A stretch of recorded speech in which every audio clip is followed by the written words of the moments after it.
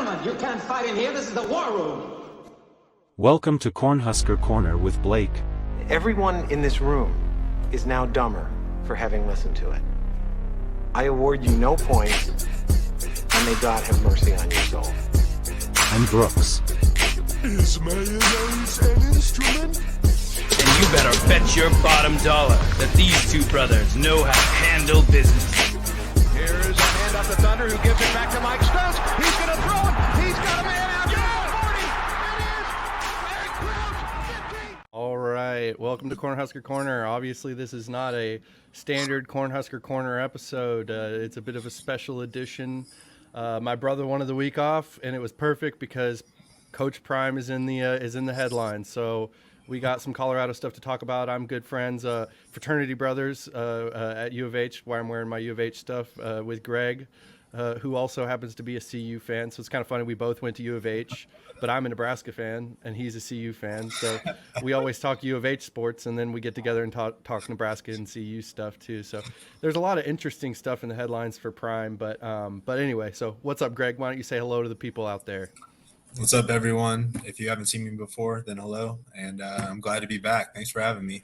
Yeah, that's right. This is his second time on the show. We had him for the CU preview, and I definitely wanted to get him on at least once in this off season. And the good thing is that that Coach Prime makes it easy to talk about him because he's in the headlines all the time. It feels like, and I sent you that notes page, but before we really get into the conversational aspect of it, I guess. I'm going to go from the bottom to the top, and I'm just going to give a little context about Coach Prime and then the situation, and then I'll get your thoughts on it and stuff like that. So the context is this is context from my perspective, a Nebraska fan. Coach Prime is running his program much differently than any other coach in college football. He operates primarily with the transfer portal, only taking 10 high school commits in the 2024 class, and he has not made one in-home visit or one high school visit during saying people want to come see my house. And then, so that's just, I feel like, important context that you needed before the situation is laid out. It's just like you need to know Prime, it's different. It's all different. He's operating with free agency exclusively, which has a different set of rules, arguably. So the Dion situation. So there was an ex-player. I think this was last week at this point. There's an ex-player, Shedeur Sanders. He's a DB. He was one of 50 players interviewed in an article by The Athletic. And he said, quote, "I felt more like an extra in the background of a reality show during spring practices." Before he eventually transferred to Austin Peay, where he was a freshman All-American, and now he just transferred to UTEP. Quote, "He was destroying guys' confidence and belief in themselves," Smith told The Athletic. "The way he did it, it could have been done with a little more compassion. I was actually getting mad, tears coming out my eyes, yada, yada, yada." That's pretty much what the quote says. And I want to make a point as we're reading these quotes that like, even from a Nebraska fan perspective, like, they interviewed more than just him. And like, those were the most quotable, like, headlineable things that they took out of this whole article to put into a graphic, which blew up on the internet and went everywhere. And people inferred a lot of things from them. Doesn't mean there's not any merit to what he said, but those things were blown up out of proportion more than anything else. Let's just say that. So Shedeur responds to Shedeur Smith. He responds to on Twitter, paraphrase, "I don't even remember you," which means you must have been mid at best. and people come to Shedeur Smith's defense after Shedeur responded, specifically Shedeur Smith's Austin Peay teammate, Jaheim Ward. Shedeur posted a picture of Jaheim Ward's stats, which aren't impressive or anything. And in response, Coach Prime piled on and said, "Lord Jesus," in response to Jaheim Ward's stats. Later, a random Twitter user called out Coach Prime and Shedeur, which Coach Prime responded, "My son's going to be a top 5 pick. What is your son going to be?" Okay, so that sort of summarizes the whole situation. Wanted to just get all that out there before. So what are your thoughts? Just hearing all that, what are your thoughts on as a Colorado fan? Because you're a normal person. Like, we agree on a lot of things sports wise. We're pretty, I would say traditionalists, right? I mean, for the most part, CU is a different animal. They are, but just go ahead. What are your thoughts? Kind of a funny part that you missed there. I don't know if it was Xavier Smith or who it was, but someone quote tweeted the stats again and quote tweeted it with Shedeur Sanders' stats, which obviously to quote Shedeur, they were mid. Yeah. Mid at best. Yeah, Mid at they were best. not good at all. But he was a freshman though, right? Like, wasn't Shiloh a freshman, or was he a sophomore? I want to say he's a sophomore. Yeah, he was a sophomore. Last year. Okay. Yeah, but he yeah, had 4 interceptions, didn't he? Didn't he have 4 interceptions? Wasn't that him, Shiloh, or was that 4 forced fumbles and 1 pick? 4 forced fumbles. Okay. Yeah. 4 forced fumbles. Okay. So yeah. Anyway, go ahead. Continue. Just the whole thing, I was okay with it, just with the quotes pure in the article, how they were laid out. But then when Shedeur quote tweeted and said, I don't even remember him, he must have been mid. I mean, I've played sports, you've played sports. There's no way he didn't know who this guy was. You know who everyone is on the team when you're playing with. I mean, it's a little ridiculous to kind of paraphrase it. It's 4 and 8 behavior. Yeah, the way what he said. I mean, quarterbacks are supposed to be the leaders of your team. And for him to quote tweet like that is just not a good representation of how you want a quarterback to lead your team. Yeah, the draft just happened, right? And a lot of people made this comparison when talking about this to Spencer Rattler, because Spencer Rattler was on that show QB1, I believe it was called. And if you watch the clips of him on that show, like, he was an asshole. Like a total asshole. Now 17 years old, like, we all remember, like, we've all been assholes before, right?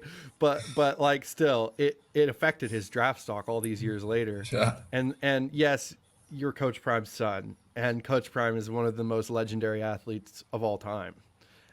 But I mean, when you're taking into account like an entire organization, I don't know. There's going to be an organization out there that'll take a chance on him. Anyway, just all those quotes hit me. Like, if it was like, I'm a Nebraska fan, right? So I'm looking for reasons to hate on Colorado, as Colorado fans are looking for reasons to hate on Nebraska. Thus is the nature of the beast. But if that were just like some random team, and I heard a coach behaving like that, and his son, starting quarterback, behaving like that, I'd be like, wow, that's concerning. We'll see how long this is going to last.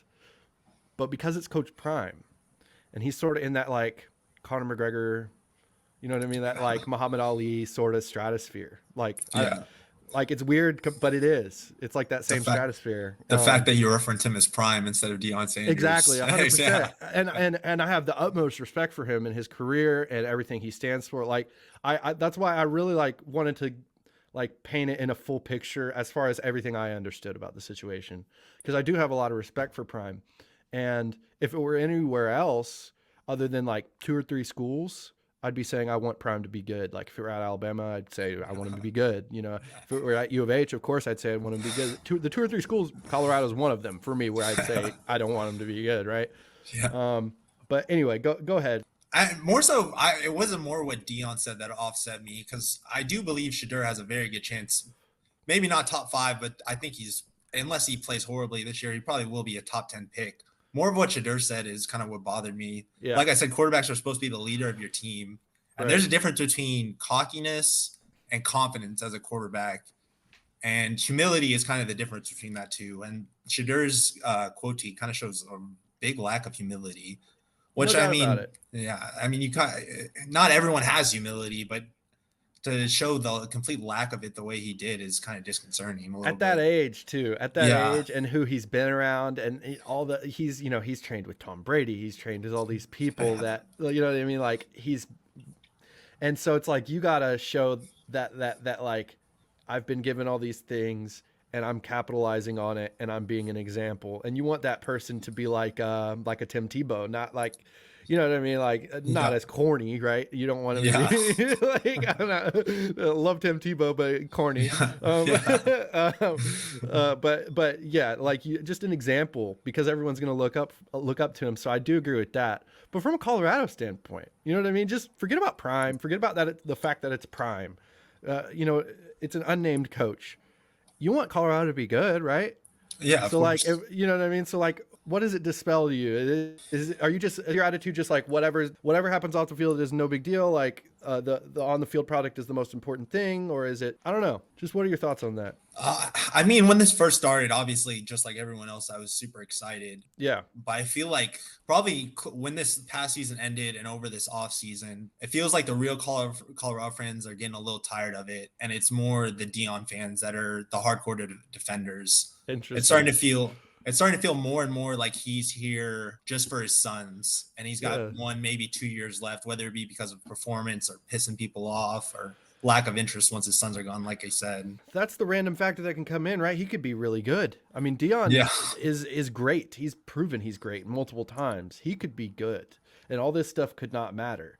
But I guess a good question to ask and a better way to like package it up and phrase it to you is like, let's say he wins the national championship. So like he couldn't achieve anything better. He won the national championship, but like all this type of stuff is happening every week and it's constant and it's Conor McGregor-esque where he's turning heel. Yeah. You know what I mean? And it gets worse and worse off the field or just like more of a clown show, I guess, more and more of a clown show off the field, but he's winning games. So like, I guess the question I'm asking is like, would you trade wins, you know what I mean, for the clown show off the field? Would you trade it for that? You know what I mean? Like, as a CU fan, I'll trade anything for wins right now. I'm with you, dude. I'm trying to put myself in your perspective. I'm a Nebraska fan. We haven't been to a bowl since 2016. Like, I'd go with it, you know? Like...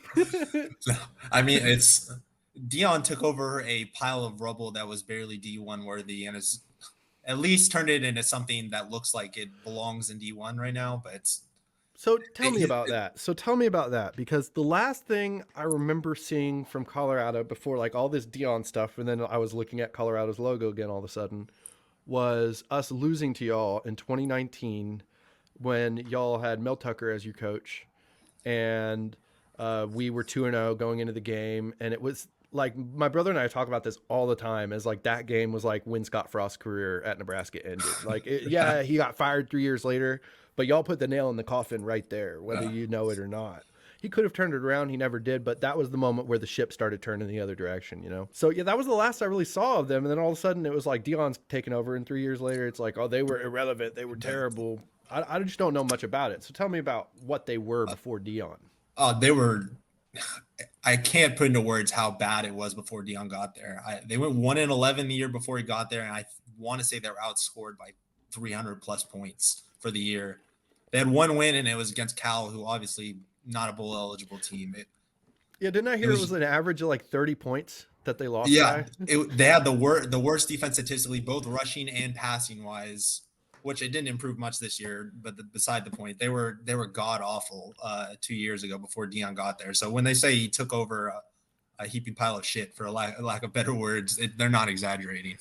I get that. I do get that. God knows I've been on some terrible sports teams. You know what I mean? I understand what it feels like to be on a terrible sports team. But I've also been on terrible sports teams where like we don't have the worst talent, but we just lost and like mentally couldn't get over it. And then, you know what I mean? Just never really got back. You just never did. And so I looked at Colorado's roster, and when Prime came in, I'm bringing my own bags, and they're Louis, you know, so y'all better watch out. Basically, hit the transfer portal, y'all suck. Is basically what he said when he came in, and everyone loved it, and I loved it, but I think about it, and I'm like, there's players like this dude who was a freshman All-American at Austin Peay who were on that roster who maybe could have contributed. You know what I mean? Who it's like, maybe the best coach of all time. I don't know. I'm not saying Dion is or isn't that. Certainly he'll be really great or not so great. I think it'll be one or the other. I don't think he'll be just average. But the best coach of all time can get the most out of all of his players, right? And so I look at it and I think of this, right? Prime versus Coach Rule's coaching philosophies. Coach Rule at Nebraska, to sum it up for you this way, he's a coach's coach, and everything that's like coach speaky and like down the line and like by the book, that's what Rule excels at. That's what he's so good at. And then Dion, you got him on the other side, and it's so just ironic and poetic that it's Colorado as well. That's completely opposite, not by the book. You know, Rule has taken 490 something high school visits. The article came out a couple weeks ago comparing both of them, basically. But I just think about that, and And it's just like, dang, I mean, if it was interesting to watch from a Nebraska perspective because Rule coming into Nebraska wasn't getting nearly as much the pub, obviously, as Prime coming into Colorado. We weren't seeing the team meetings or anything like that. But by all reports coming out of Rule going into Nebraska, he was saying things like when I accepted this job, I accepted you as my players. Like, this is my team. Like, you are my players. We are Nebraska. You know, like things like that. You know what I mean? Like, not leave. You know what I mean? So it was the opposite. So from my perspective, I was like, you know, it was funny. Like, before either of them were hired, both Blake and I talked about it, and we were like, we want Prime. We want Prime. That's who we want. And then now, as we've seen it play out, I'm like, wow. Like, I'm really glad. Like, we got a foundation builder. You know what I mean? Because ultimately, what I worry about most with Colorado is like that it'll just be any given year type thing. Maybe you'll find success one year, but then the next year, how are you? I mean, maybe you can do it again year after year, but does it concern you that it's sustainable? You know what I mean? It doesn't feel sustainable at all. I guess it's Dion versus Matt Rule is kind of a program builder versus a hype man. It almost feels like. Yes. I don't want to down Dion too much because I'm obviously still a CU fan, but I almost question if he's a really good coach. I feel like he's a really good motivator more than he's a good coach, if that makes sense. He's done a great job at hiring good coordinators, and I think he pushes a lot of the duties off to his coordinators, and his job is more in the motivational aspect. But like you said, in terms of that can work. There's been head coaches that are really great that are like that, but Dion's just a different animal. I mean, it's the Conor McGregor thing. Like I said, he achieves a different stratosphere. It's like with now that when Dion is at a place. I'd say if you know, the 25 biggest schools, you know, there's about 4 of them or 5 of them maybe whose logos right now in 2024 have more pull than Deion Sanders. Yeah. You know what I mean? Like, it's not a whole lot of them. Now I'd say like Nebraska has a core group. They're over 1 million people wide, and you know, you go everywhere wearing Nebraska stuff. People say go Big Red to you everywhere. And so they have a core group of fans, but anywhere he goes, there's going to be 1 million, 2 million, 3 million casuals that follow. Yeah. And so one of the things that some Nebraska media has talked about is like, CU versus Nebraska is going to be a night game in Lincoln this year. Last year was a big noon game in CU, and I've never seen home fans treat, you know, opposing fans the way that CU fans treated Nebraska fans. It was awful. It was like we were in San Francisco, blah, blah, blah, blah. And you know, like in every over exaggeration, there's what it sounds like, over exaggeration, but also probably truth. He probably didn't see nothing, but you know, there's also probably like it's CU versus Nebraska. Yeah. But I don't know. It makes me wonder how many of those people wearing Prime stuff, wearing like there's Prime merch. You know what I mean? How many people wearing that stuff are actually like CU people? And then you got them at that stadium representing the university, when they actually don't have any stake in the university at all. Yeah. It's like I'm being at a boxing match. You know what I mean? Like, I don't know. It's certainly interesting. It's certainly interesting. Yeah. No, I agree with you.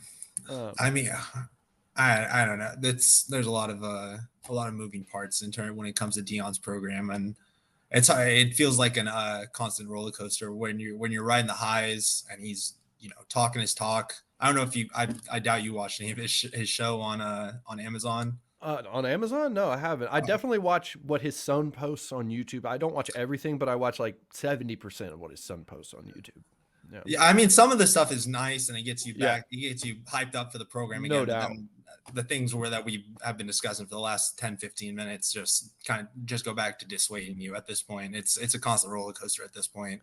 Yeah, man. And it's interesting because, again, it's Dion, and it could just work out despite all of this. You know, despite all of this, it could just work out. But if there's one thing I've learned about being a Nebraska fan, we've been so up and down the last 20 years that it's like if something seems off, pay attention. Yeah. Like it's off. You know what I mean? Like it is off, right? So like great examples of it are just like, hey, our linemen seem fat and slow. And then Mike Riley gets fired. He leaves. Scott Frost gets hired. And we figure out, they hadn't squatted for 3 years. You know what I mean? Like random stuff like that. And like last year at the Nebraska spring game, we fumbled 15 times in the spring game. We fumbled 15 Nice times. prelude. And everyone was like, oh, no, it's just a spring game, you know? And no, dude, it told the exact story of the year. So, like, pay attention. You know, things are important. But Prime could completely buck that trend, too. He could prove that, Yeah. guess what? Things are important. We're just going to beat you no matter what. Yeah. I'm certainly excited for the Colorado game. I'm going, by the way. I'm going in Lincoln. It's going to be it's gonna be a fun game. That is All gonna be signs insane. point That's that for it's going to be a primetime game for a primetime showdown. It should be. A couple of extra questions, little tidbits, more like predictions because we got you here. Shedeur, let's talk him first. He's going to go to the draft after this year for sure, no matter what. Like, is that what's probably going to happen, or does he have more than 1 year? Or I mean, he was eligible for the draft this year, so for him, I can't imagine he's going to stay in school another so year. so he's going to go this year for Yeah, the draft. Okay. 100%. Yeah. So this will be a prediction for that too. So, like, where do you see him going? I just wonder, especially with all this offense stuff. Where do you see him going? Like, I think you said it before, top 10 pick, but I don't know. I guess expand on that. Yeah, I feel like it's a mix of Shedeur's skills and the fact that teams are always just so quarterback desperate within the NFL. I mean, you saw how the draft went this year with 6 quarterbacks going in the first 12 picks. Yeah. I mean, I think just based purely on the fact that teams are always quarterback needy, and Shedeur has intangible skills that I feel like he's almost unless he completely falls apart this year, he's almost a lot to go in the top 10. I mean, last year he completed 69% of his passes, 27 touchdowns, 3 picks. I mean, if you're around that 70% mark though, you're elite. I mean, and you're playing at the power 4 level at this point. But if you're playing at that level and you're around the 70% mark, pretty much you're elite, especially when you're talking about Shedeur with the offensive line situation. That's the other thing that fascinates me about this year for Colorado is like, man, if you could do it exactly how Prime really should do it, in my opinion, I'm not as smart as him, but do the transfer portal thing, what he's doing with skill positions, especially on offense. That's where you like really focus that. Get those really like fast dudes who fall through the cracks and like try to bring them in and see what you can do with them.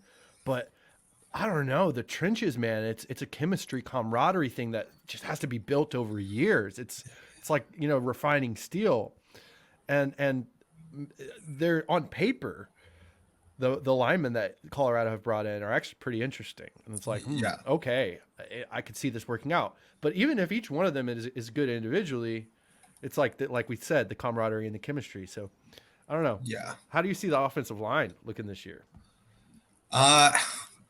I have more optimism at the defensive line. I know out of the top 4 transfers they brought in, 3 were on the defensive line, which was definitely a weakness last year. Their rush defense was pretty piss poor last year. Yeah. So I'm hoping that, but I know you mentioned the camaraderie aspect of it as well, but I'm hoping that helps beef up the defensive line, maybe help with the run defense there. I'd say the camaraderie thing is less important on defensive line because it's about reading the man in front of you more than anything on defensive line and figuring out but based on his first 2 steps, what play is it, and then pursue. Simple as that. Yeah. Versus offensive line is like we all got to be on the same page, moving as one unit. So like that's why I mentioned offensive line specifically because it's so finicky. It really is. Yeah. You can have a bunch of really skilled players, but like they just whiff. You know what I mean? They just as a unit whiff. Yeah. But yeah, that's one of the things that's actually impressive about Shedeur. Again, going back to him, is just he operated really well at a high level under those circumstances. So if it can just be a little bit better, because his stats get a little bit better, and if he's a 73% passer by this time next year, and then he's Coach Prime's son, then he's gonna go in the top 10, probably, no doubt about it. People ragged on him for openly hating on the offensive line, but I mean, if you watch the games, the offensive line was terrible last year. It was almost every time he dropped back, he was getting pressured. What about NFL outlook? Do you see him being like a good NFL quarterback or a bust? If I had to come up with a comparison, so to speak, because you know you love comparisons. Yes. By you, I mean everyone loves comparisons when it comes to the draft. I feel like specifically. Yeah. I feel like he's a slightly better Bo Nix. I don't think he's going to put up the statistics Bo Nix put up in the last year, but I don't think in the sense that none of his aspects stand off the page as unbelievably elite. Like he doesn't have a Patrick Mahomes arm, or he's not a Jane Daniels scrambler or anything like that. But his football IQ, I think, is probably his best tool, so to speak. I think he can process things really well. The fact that he only threw 3 interceptions means that he's a really good decision maker. So I think that's his best aspect right now. Not to say he can't build on the other things, but I guess a better Bo Nix, like I said, is probably ample comparison. Look, there's things about the quarterback position that are hard to teach, that just come to some people so naturally, and especially if it's a natural athlete from an athletic family who's been training at those things his entire life. So there's things that Shedeur does that you just can't. You can almost get, you can't just take a random athlete out of the box and have him do it. I was talking about this with my brother. I was like, look, what we know, it's like we have 2 quarterbacks at Nebraska. One of them's Heinrich Harburg. He was a 5-3 starter last year, and he was a 53% passer in high school. And now we have Dylan Rayola, and Dylan Rayola is a freshman, but he was a 72% passer in high school, and he threw for 30 touchdowns and 1 pick in his senior year. And I was trying to tell my brother, I was like, look, these things translate, like, usually. Like, if they can play, usually they're the same type of player. You know what I mean? Yeah. Like, so Heinrich, for example, it's like he's a 52% passer. The question you're asking with Heinrich Harburg is, can he become something that he's never been before? Versus with Rayola, you're asking, can he take those skills he's already learned and already honed, and can he translate them to the next level? So with Shedeur, it's that. It's 100%. He's already has those skills. So the question is not, can he do those things? The question is, can he do them at that level? You know, so that's already a huge tick in his box for sure. And I don't know, I was really interested in him as a player from an NFL perspective until all this off the field stuff, and it just makes me think more and more of Baker Mayfield if we're talking about comparisons.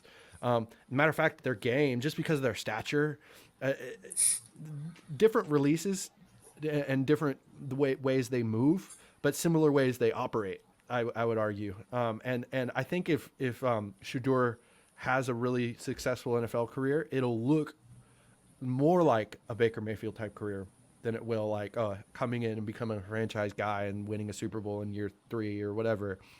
Well, there's nothing wrong with the Baker Mayfield career No, path. absolutely not. I mean, there's nothing wrong with the Case Keenum career path. You know what I mean? There's lots of career paths in the NFL. That's the thing. I mean, there's people who have been on practice squads for 7-8 years, and they're millionaires now because they were smart with their money, and simple as that.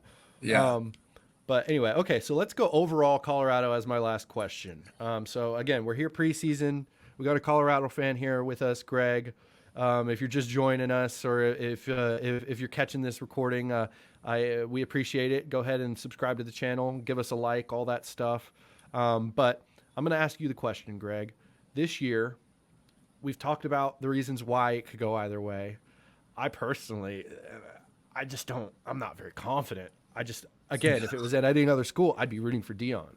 But because it's Colorado and because of the way they're acting, I'm like, no, I don't want it. You know what I mean? No, I hope they're bad. Yeah. But what do you think? That's what I want to know. What will happen this year and beyond with Deion Sanders, Colorado? So you could focus on this year and then maybe based on that prediction, look at a broader outlook. So when you mentioned that we were going to be talking about this, I took a look at the schedule because obviously the move from the Pac-12 to Big 12 is huge. I think you lose facing those top tier teams, you know, the Oregons, the Washingtons that you face in the Pac-12s. But the problem you run into in the Big 12 is there's really there's no Stanfords, there's no Cals. I mean, everyone's at least, bottom of the barrel is, unfortunately, probably UH or BYU, one of those teams. Yeah. And they're not terrible. Yeah. They're D1 team still. UH almost beat Texas last year. We almost did. Yeah. The Big 12 is way more uniform. They don't have Agreed. any elite teams, but they are all at least respectable, I would say. Mm-hmm. So with that said, if I had to make a prediction for this year, I think, unfortunately, on the optimistic side, I would lean towards 6-6. Okay. It's kind of the same path they had last year, where I think they're going to have some early wins. They play North Dakota State to open the year, which that's no slouch of a game. It's obviously North Dakota State's an FCS school, but they're an elite FCS school. At Nebraska, that's at best a coin flip game. If you're at Colorado State, that was a coin flip game last year. So let's get into the Nebraska one real quick before you move on. Just that one specifically right now as it stands, like, how do you see that game going? Like, then you can just get into the broader, but while you're on it. Based on it's hard to call because it bases a lot on Dylan Raiola. I know all you Nebraska fans are heavily drinking the Kool-Aid right now for Dylan Raiola, but it's hard to put a lot of faith in a freshman quarterback. I mean, when's the last time you've seen a freshman quarterback really take over the league, quote unquote league, the NCAA, and been extremely successful as a true freshman? 100%. So I mean, if Raiola is really good, I easily could see Nebraska winning. But I mean, with the fact that he is a true freshman and true freshmen are prone to mistakes, I feel like it is pretty much a coin flip game, even though it's at Nebraska this year. Oh, 100%. And you talk about the game last year. It's like we talk about mistakes. Well, we had a super senior quarterback who fumbled 4 times in one half.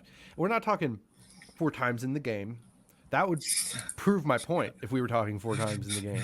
What really proves my point is 4 times in one half. My point being that, like, the narrative about that game last year with Colorado is you look at the score. Everyone sort of like was drinking the prime Kool-Aid at the time because y'all just beat TCU. And then you look at the score, 36-14. But people forget we fumbled 4 times in the first half, and it was still like 14-7 or something like that going to halftime. Yeah. And so it's like like I said, the overall narrative was, oh, they had so much better athletes and just overtime outlasted them. It was like, no, our defense was on the field for 90% of the first half, and they got tired. I mean, it was like body blows essentially. So that's what's interesting about it to me is like it could have been a much different last year. And now Colorado, they're a completely different team than they were last year. Dylan Edwards is gone. All these people are gone. Boy, that's a fascinating game. I'll tell you that much. I don't have any thoughts on it right now. I have no idea what's going to happen. We'll have to see both of the first week games. Both of the first week games will tell us a lot. I'll say that much. Who's Nebraska play week 1? They play UTEP, but the question for Raiola was not, can he be something he's not? It can't do his skills. Can he translate to the Big 2 D1? You know what I mean? Like, so if he comes out against Utah and plays clean ball, it's like, okay, now the question is, can he operate under real pressure? Because UTEP's not real pressure. Colorado at night is going to be real pressure. Yeah.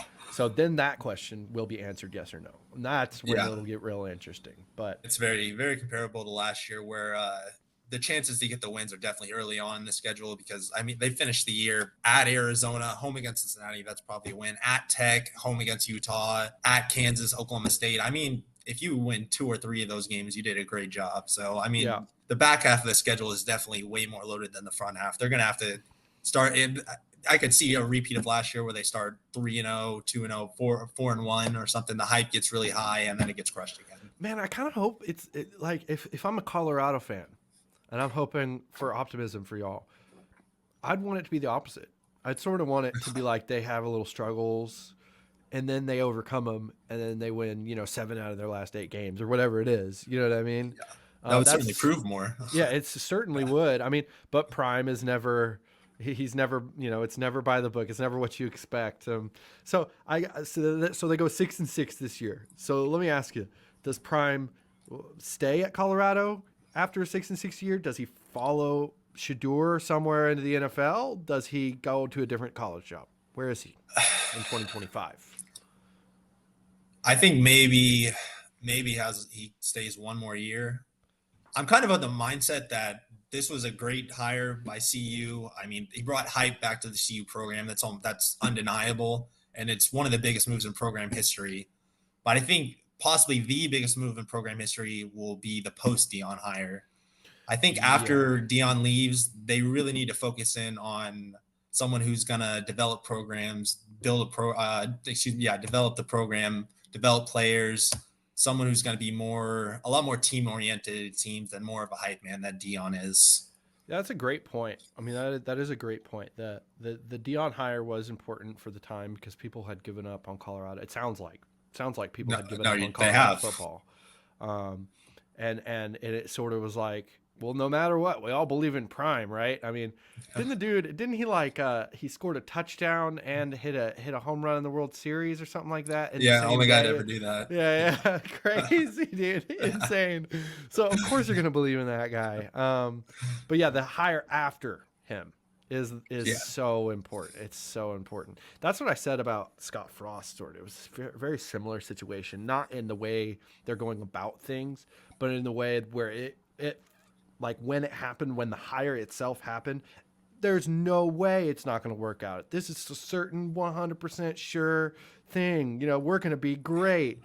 And then, like, as things play out, you realize football's football and the ball don't lie. You know what I mean? Like, but anyway, it's been a great episode, man. I'll edit this down and make it actually consumable. But that was fun, man. That was fun. You have anything else to say before we go? Yeah. Did you see the updates of Folsom Field? Oh no. What's going on with it? Yeah, they updated the sideline so guys can run straight into the portal from it. All right. That's a great line. And with that, I will probably add the music later because I can't find it right now.